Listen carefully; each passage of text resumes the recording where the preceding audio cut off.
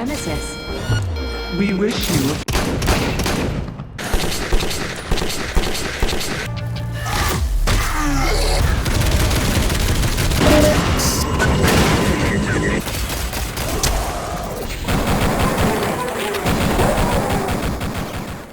First-person shooters.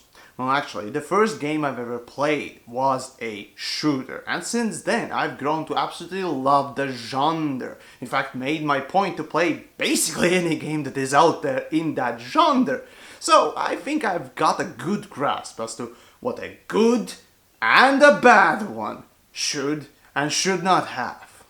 Considering that for the past 4 years I've been doing Elite Dangerous content, today Elite 2 has joined the ranks of the first-person shooter titles. In fact, the most active and polished gameplay part of Odyssey expansion is the shooter part. In this, the largest, biggest, much-chungus update ever, this British company, Frontier Developments, has taken inspiration from a few games of the past, seemingly also including my old dead horse stomping grounds, PlanetSide 2 of all fucking things, and literally have taken a massive shit on the legacy of this game genre in general. So get your mops and industrial grade acid ready, let's examine this toxic waste.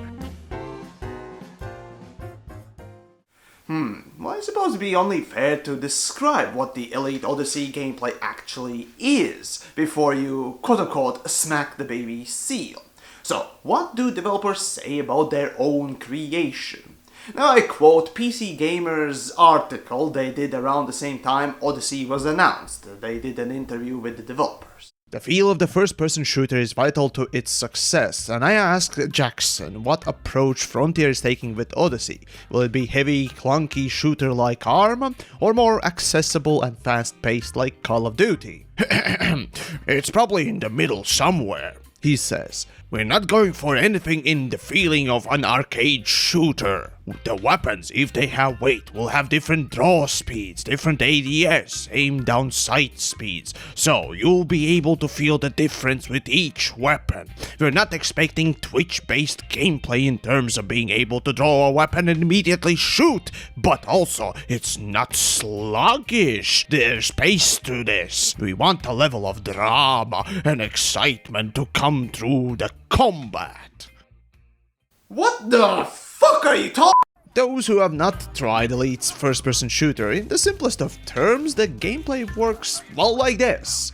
You have health, you have regenerative shields, you have weapons like pistols, SMGs, rifles, blah blah blah blah blah, totaling 11 different guns. These guns have damage types and will deal different damage to shields or flesh, depending on them. Weapons and suits are upgradable also. And the only unique aspect, well, I guess, is the fact that you have a small jetpack. Generally speaking, it fucks like a duck, it quacks like a cock, and acts like socks. It's a somewhat simple FPS game when you describe it like that. However, the devil's in the details, and the most basic gameplay can only be described as yo mama-style bullet sponge. But most importantly, and I'll get to this point later, Frontier Developments thought that it was a genius idea to force a small arena shooter into a massive open world game. And yes, there's a small penis versus college slut joke in there somewhere, but trust me, it only gets dumber from now on. In science fiction, force fields are a staple, and for a good reason. But why do they exist in the first place for video games? To answer that question, I dug through the nearby dumpster and found a friendly face from my time in PlanetSide 2 community. Serious! TheYamiks, what's up, man? I see you've upgraded to a toxic wasteland while I'm still back here dumpster diving. In fact, come to think of it, PlanetSide both looks and plays very similarly to, at least on the first glance, like Elite, which is lucky coincidence. By no means PlanetSide is a top shooter, but it's a competent one. So, if Elite can at least manage to not fuck up harder than PlanetSide, it'll be a good sign it's playable, right? Well then, let's start with the personal shields. Have you ever wondered why games give your character these things in the first place? It's a good stopgap to argue why a character can get shot more than one time. It's tough to suspend disbelief when fleshy people can tank 10 bullets. Throw in personal shields and some sci-fi shit, then it all makes sense. This also avoids the constant search for a medic, medpack, or some corner to hide in until you recover. How lovely. It makes for a little bit more forgiving gameplay as many games have shown. However, Elite Dangerous makes a point to shit in its hand and smear it onto the good principles of FPS games.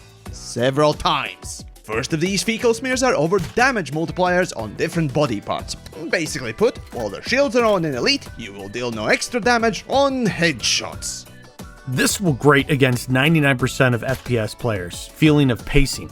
When you're hitting headshots on a target in a first-person shooter, you expect to be doing the same amount of damage with each shot. But if for the first few shots you get no damage multiplier on the head, and the last few shots you do, it will be very jarring to your shot cadence.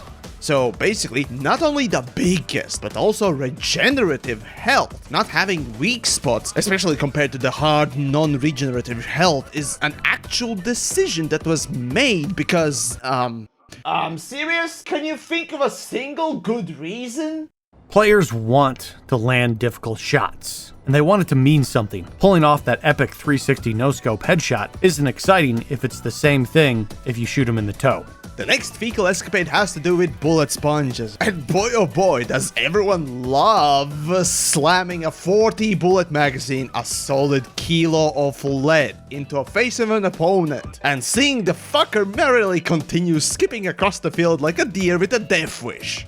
For example, PlanetSide 2 is quite bullet spongy as is. Time to kill is a bit more forgiving for the poor planetmans, cause not only you have C4 farting jetpack soldiers buzzing around, but also planes with rocket launchers and heavy machinery ready to pounce on a big bunch for the sweet XP. Not to mention the fucking orbital strikes. So the ground troops do need a little bit of a hand sometimes. So instead of 3 bullets to kill a dude, designers set it to 6 instead, needed for a kill.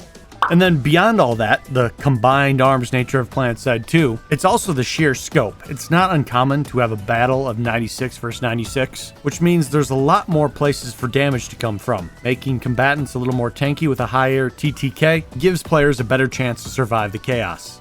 See, bullet sponges happen when the shittier team needs a hand. Much like tax deductions. However, unlike in real life, though in games it's given to actually intended party. Anyways, this forgiving nature has to be treated with care, cause the drawbacks of increasing time to kill also reduces the skill-based aspects like reaction, aim, and surprisingly, positional advantage, as well as tactics. So the question becomes, why did Elite developers decide to introduce massive levels of bullet sponginess?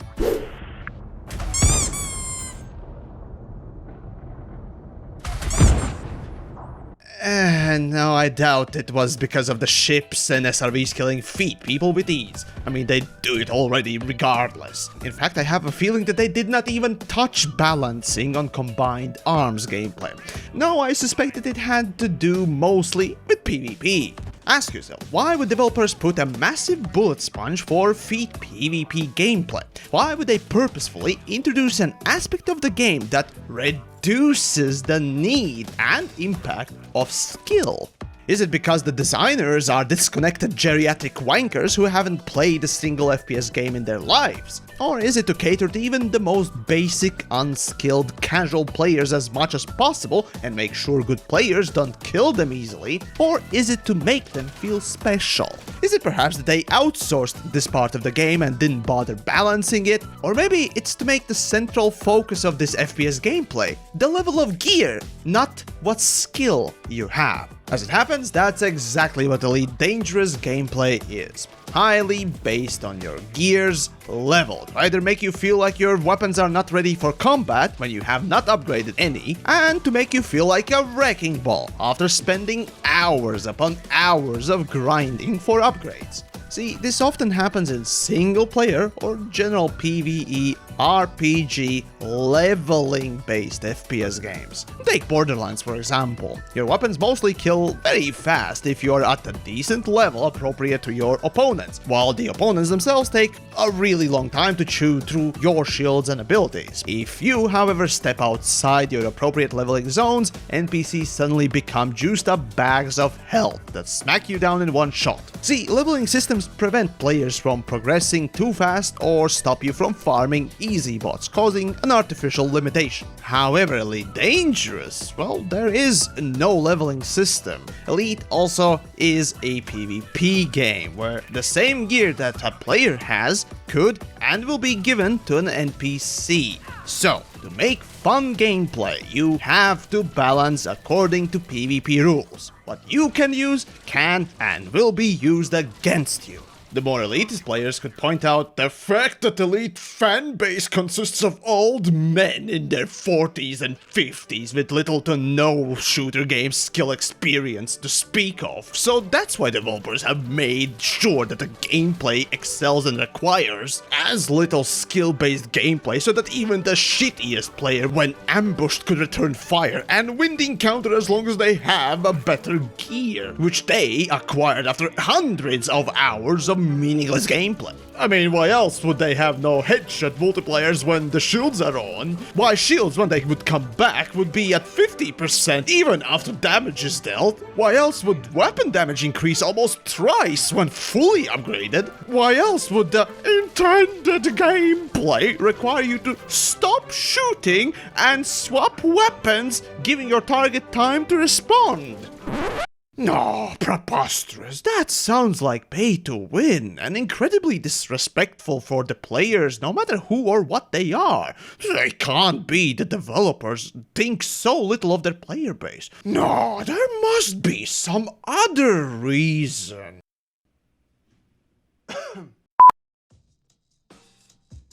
Let's then quickly talk about why Elite Dangerous Odyssey feels like such a bullet sponge. Sure, the fact that you don't have extra damage dealt when you headshot somebody while the shields are on is completely asinine, but the real culprit here is the fact that your character has different resistances both when the shields are on and off. You see, in Elite, every Space Pope-mobile ship has hull and shield health. Each part has a certain type of different resistance modifiers. For shields, it's usually the thermal weapons deal the most damage, while the hull is more susceptible for the kinetic and explosive weapons. What basically happened here was somebody in the designer room thought, okay, so we got this system already set up by somebody else from back in the day.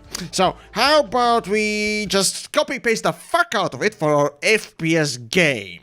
And then they all went to the pub to celebrate. This is probably also why we don't have damage multiplier zones like for the headshots when the shields are on. It's because when the shields are on for the ships, you won't damage any internal modules. I mean, that's gotta be the most fucking pathetic excuse! Generally, when used correctly, resistances help portray realism, like pistols being useless against hard armor vehicles, like tanks or armored planes, or doing reduced damage to mechanical or lightly armored targets. In other single-player games like Borderlands, resistances are used to infuse a little bit of that RPG element to make different enemies have different properties that require you not to stick with one weapon, and to make it a bit more colorful too. Role-playing games really are their own beast. They often replace Twitch skills with grinding stats. Probably makes sense to stick with a first-person shooter like PlanetSide 2. Ah yes, of course. Well, okay, let's then take a look what Elite has to say about that. You know the drill. Lasers for shields, bullets for bodies. Hang on a second, that's exactly what player versus environment role-playing games use, not modern PvP shooters, where everyone is supposed to have the same gear. Indeed, and because not only you do have this lasers for shields and feces for breakfast design, but if you choose to disobey the game, you will be punished harder than a masochistic gimp. The fact that your guy can soak up 2 full magazines of high-yield anti-personnel munitions to the face, in turn, makes everyone feel like they're a boss monster or something, not a fellow human being with hopes and dreams like everyone else. Yet Elite is not World of Warcraft with dungeon raids and leveling systems. Okay, fine. I love this, but I meant it as a casual play against other normal NPCs. In fact, Elite both looks like and smells like, certainly by developers' own acclaim, also is intended to be a typical shooter. However, either somebody has been drinking bleach too much, or they didn't even check what the fuck this potentially outsourced gameplay was in the first place. Moreover, I don't really know a typical shooter game that revolves around needing to swap or reload just to kill a dude.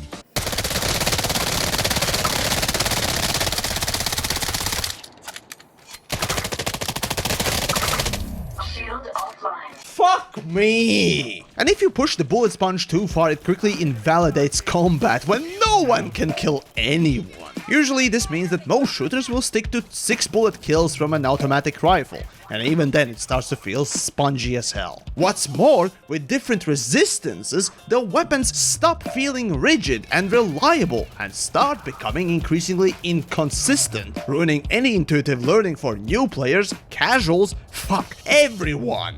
Okay, so here's an example. A random new player will pick up most likely an assault rifle and shoot a guy with shields. That weapon is trash, cause even after the second magazine, the fucking NPC merrily hops around and still skullfucks you. Then the guy picks up lasers. It suddenly deals so much more damage, so obviously it's much better. But then when you need to finish the fucker, again due to resistances, it deals barely any damage, making the player think that, well, oh god, the kinetic rifle is in comparison absolutely useless. If it did barely any damage before compared to this laser rifle. You know the drill. Lasers for shields, bullets for bodies.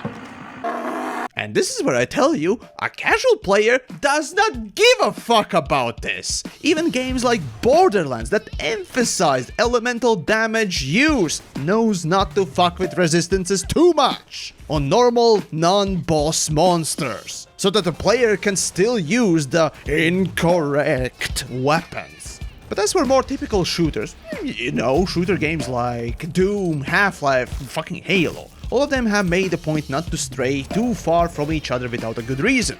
And it's called cultural osmosis. Look it up, you idiots. Bottom line is, due to these resistances, and more so the exorbitant levels of it, it makes for an incredibly unintuitive gameplay. In order to get new players to stick, if they come try out your new-fangled game, it cannot feel far off from every other first-person shooter game they've played. They expect their years of experience in FPS games to give them a leg up, and not have to feel like a total noob again. In the beginning, there was Half-Life. No mods, no attachments, you got a weapon, it was what it was. A really high-tech weapon might have a secondary fire mode. As time marched on, hardware advanced, it became possible to modify weapons. Call of Duty and Crysis really popularized this. What do you know? Players loved it. Take a weapon that's generic and boring, and then allow a player to tweak it and upgrade it. They can really make it feel like it's their own and plays to their playstyle. Nowadays, whenever you start a shooter, the first thing you're going to be looking for is what can I do to this weapon to make it more powerful or fit my needs. So what does Elite Dangerous have to bring to the table with Odyssey in regards to weapon customization?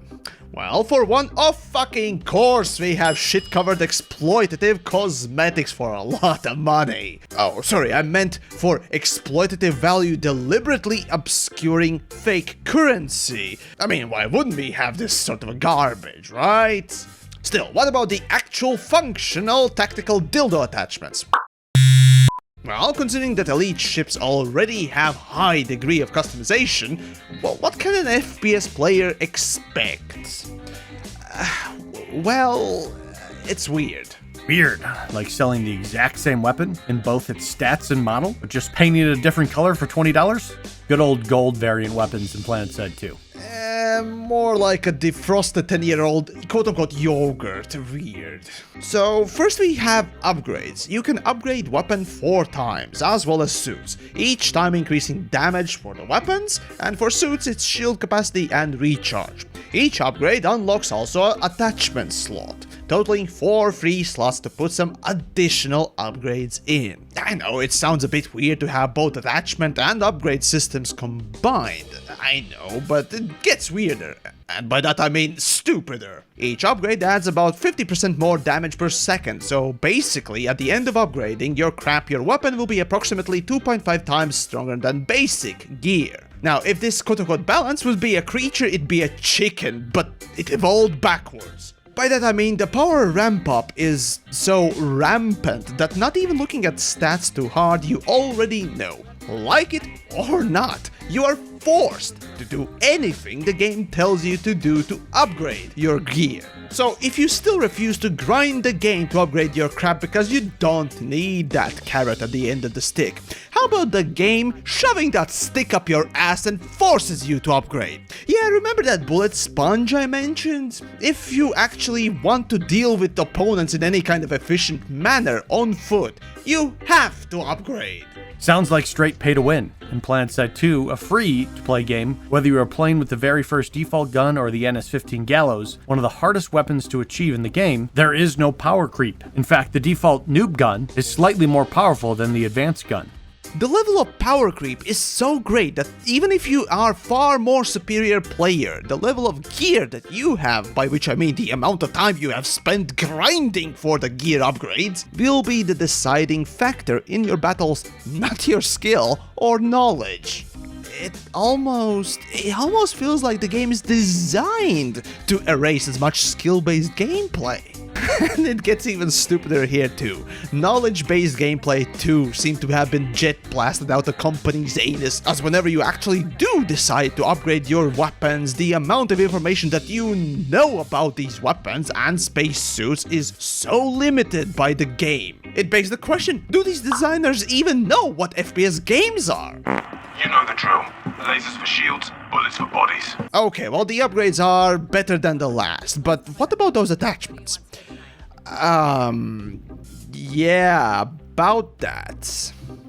Yeah, that's about as much information as you'll get. And you will like it, trash! No, seriously, what the actual fuck? How should the player know what the fuck they're doing? Or how are they supposed to make an educated decision based on this shit? Nah, just go grind for the upgrades. Trial and error this stuff. Don't ask questions.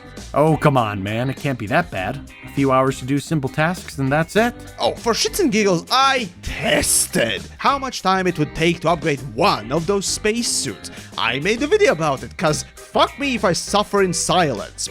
So how long do you think it took me to upgrade one suit? I don't know, maybe like a solid 3-hour play session? How does 27 hours sound like to fully upgrade one spacesuit? Ouch, for people that only get to play a few hours a week, that's gonna suck to play Odyssey. Yep, in the span of time that it would take you to finish the whole Borderlands 2 or 3, the whole game, you'll finish unlocking one and upgrading one spacesuit or weapon.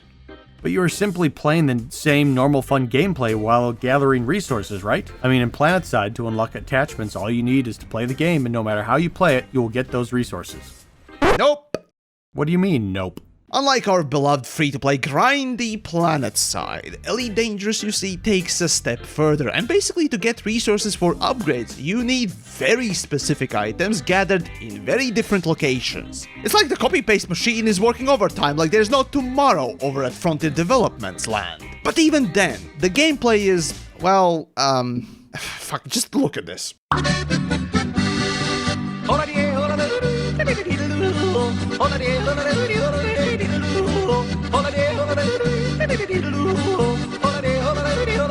And this is what you do for over 20 hours for each item that you need to upgrade. Yes, need, not want. But Elite Dangerous is not a free-to-play game. It's not even a mobile game. Yep. That sounds very unfun. Yep. What? Why?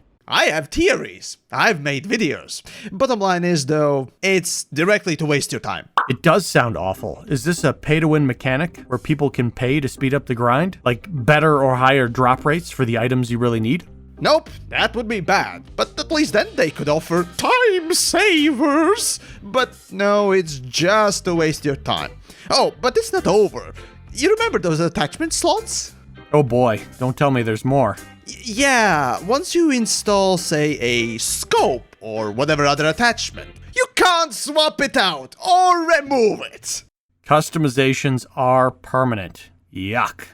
No, seriously, you put the scope on a weapon, that's it, it's permanently attached to the weapon. You can't take it off and add it to another weapon. You can't even remove it by destroying this attachment. It's stuck on there with the game director's jizz, and like an Apple product will attempt to self-destruct upon anyone attempting to interfere with it. So if you wanted to, say, have the same weapon, but with one different attachment, tough shit! Go grind the game for another 20 hours for another weapon. Man, sounds like they really want this to be a full-time job. Well, since they copy and pasted the resistance ideas, why not do the same for upgrades? Yep. So, why is it that we cannot remove these upgrades? Hold on. I think I had a picture somewhere. Okay. Usually, to showcase how bad the design idea is, I usually compare Elite to some other games, but I don't even need to do that here, because, well, hey, Elite Dangerous itself has proven that it has a same system working, just for ships. But when it comes to this new expansion, whoever made the decision clearly knew that we had ship upgrades and copied the system, then took extra steps to make it worse. I have said this before and I'll say it here. This is malicious design. These developers have absolutely no respect for the players and their time or intellect. Sounds like an intentional way to pad their player activity numbers by forcing them to grind, rather than play just because they are having fun. That would be a really crazy motivator to play a game. Oh baby, it's the boring time! Let's talk about stats and gameplay. Aside from the fact that Odyssey refuses to tell the player anything about the weapon's stats, my personal bugbear, the pathetic muzzle velocity, makes me depressed and sad. Now this is what Elite Dangerous considers a sniper rifle.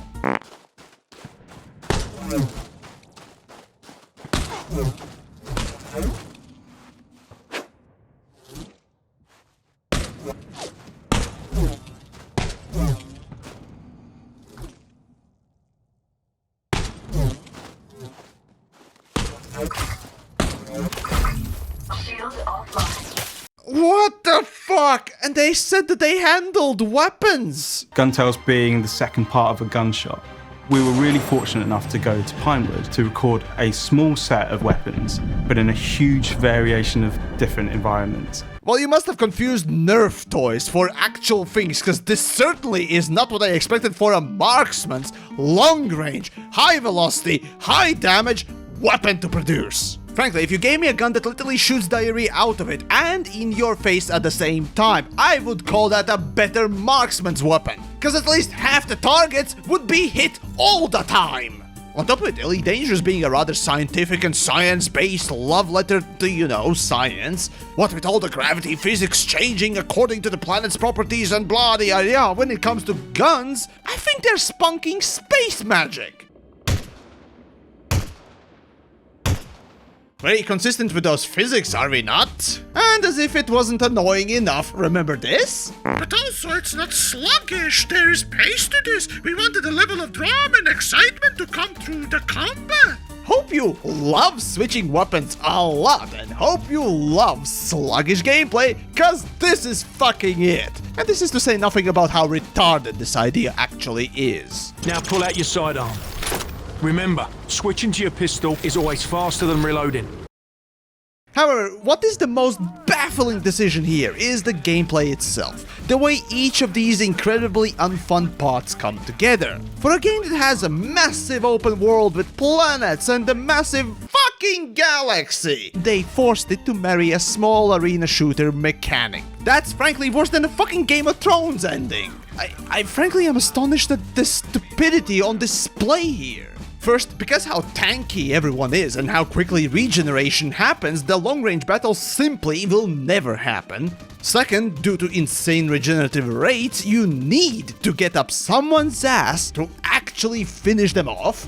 And third, there's a hard range limiter for about 200 meters, if that was not good enough. As for the visuals, I already hinted at this, but damn, it feels like the armor and weapons especially don't match existing Elite Dangerous art style. What do you mean? Sure, lasers kind of look like planet-side weapons, but that's all. Oh no, what I meant was, look at the normal ship lasers, plasma, and kinetic weapons. You'd think that similarities in key defining visual traits would be also present on the handheld weapons, but no! So I wonder, was this just an outsourced art, or I do genuinely wonder? Well anyways, back to plasma weapons. Why the fuck do these projectiles are so massive looking? Kind of looks like a lasher, right?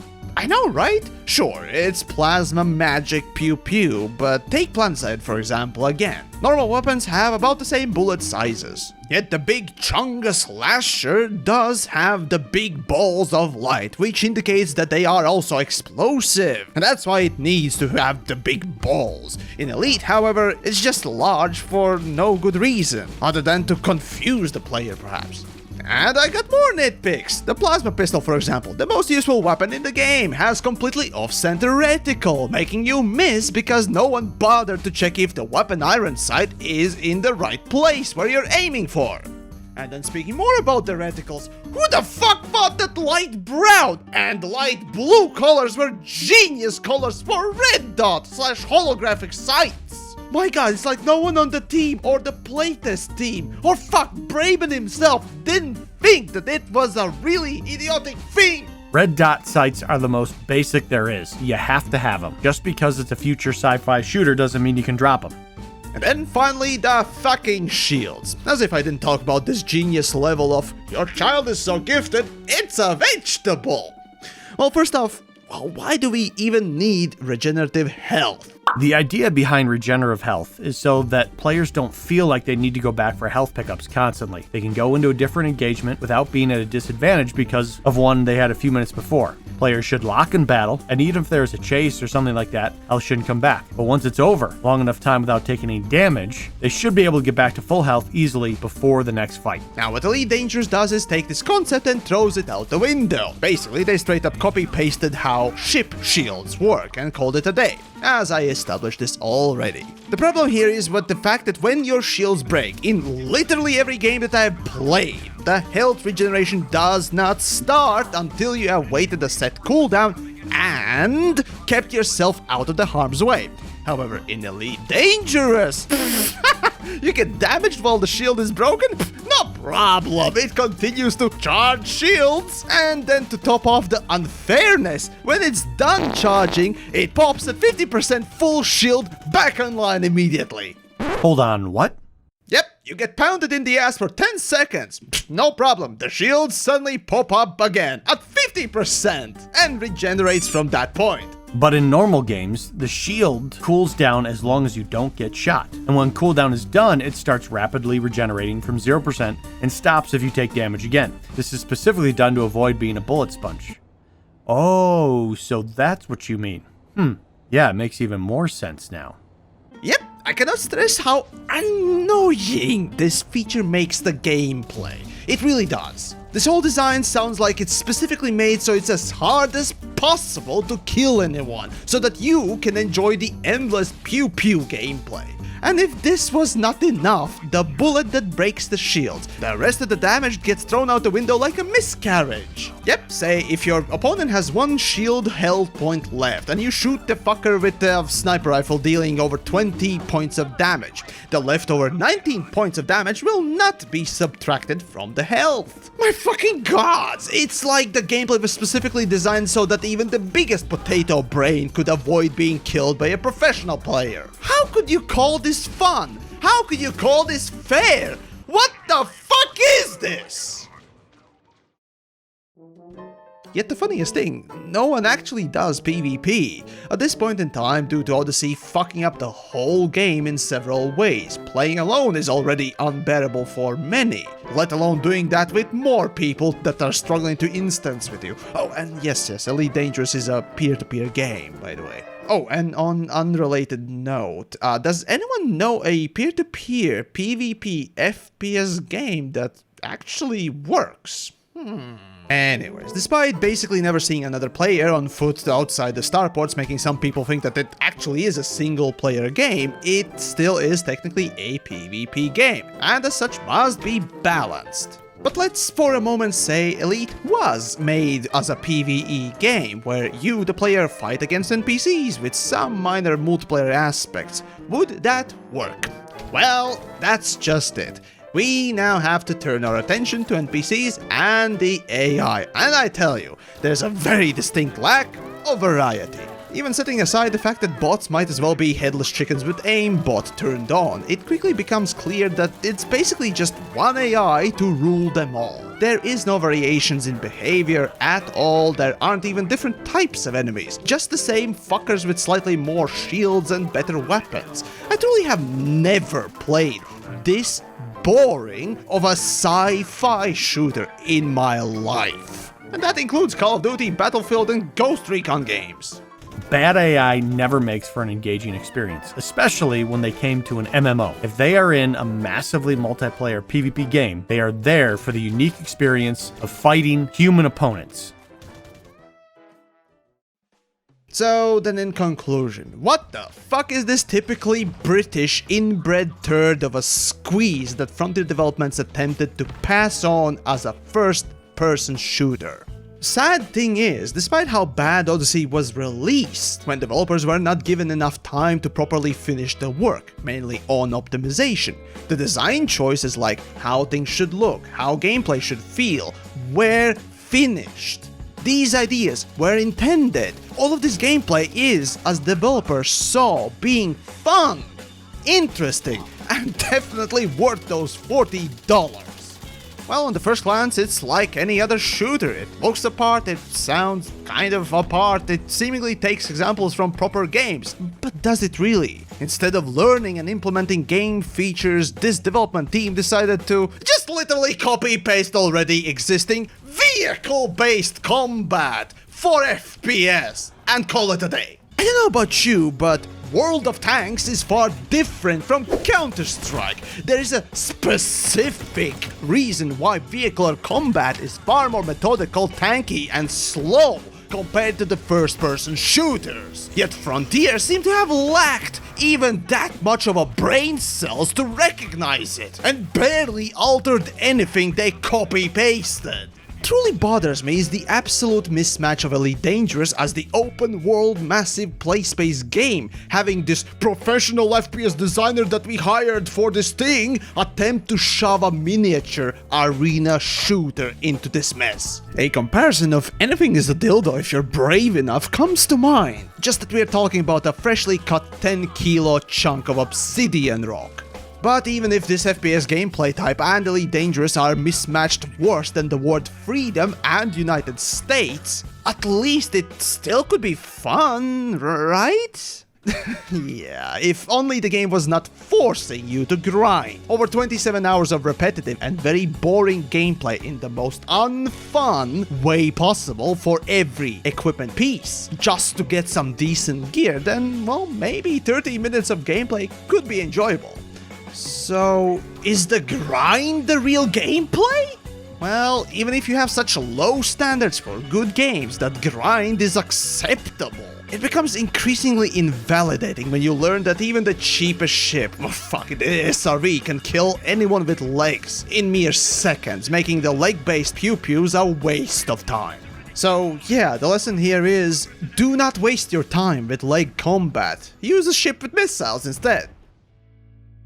Now, I knew I would be very harsh about this particular aspect of the game due to how closely I regard the FPS genre, and I wanted to make sure not to let Elite slide down the mediocre path, but I could have never expected how insulting this whole thing would be. I never expected developers to make the biggest bullet sponge I've ever seen, so that you're forced to grind repetitive garbage, which in turn results in reduction in skill ceiling, almost to a point that you'd think that gameplay was specifically made so that the shittier player with the top gear could easily beat the skilled player. And all that's missing is an outright aimbot for an upgrade. Bullshit! No, FPS games are skill-based, so doing anything and everything in your power to minimize that is not only infuriating and tedious, but also completely insulting to the player's intelligence, capability, and time. To me, this is more than just a shitty FPS game. This is both laziest and most deliberate, malicious, non-loot box shooter I have ever seen. With seemingly outsourced art and visual design, I would not be surprised if this whole thing was outsourced as fuck.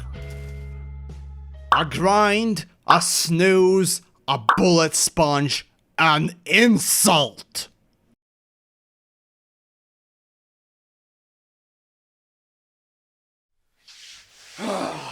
And there you go, the whole analysis. Overall, I can say is big thanks for watching and hopefully enjoying this thing. And as always, biggest thanks goes to obviously the biggest supporters on Patreon. So, somewhere here, yeah. Somewhere here. All of them. Great people. So, if you want to become one of those great people, well, check out the link down below and all that stuff. Of course, big thanks to my collaborator Sirius for, well, basically coming out of the woodwork that is Planetside Dead Horse and joining in on this fun, if you will. But that's about it for now, of course. There'll be other opportunities to meet a dead horse in multiple ways, but this was sort of a fun little escapade that I personally cared about the most. And, you know, it's kind of funny that this could have been, well, at least passable. All you had to do just was copy, well, frankly speaking, yeah, Planetside, basically. Or any other normal FPS game, but no. Bare minimum effort, bare minimum ever.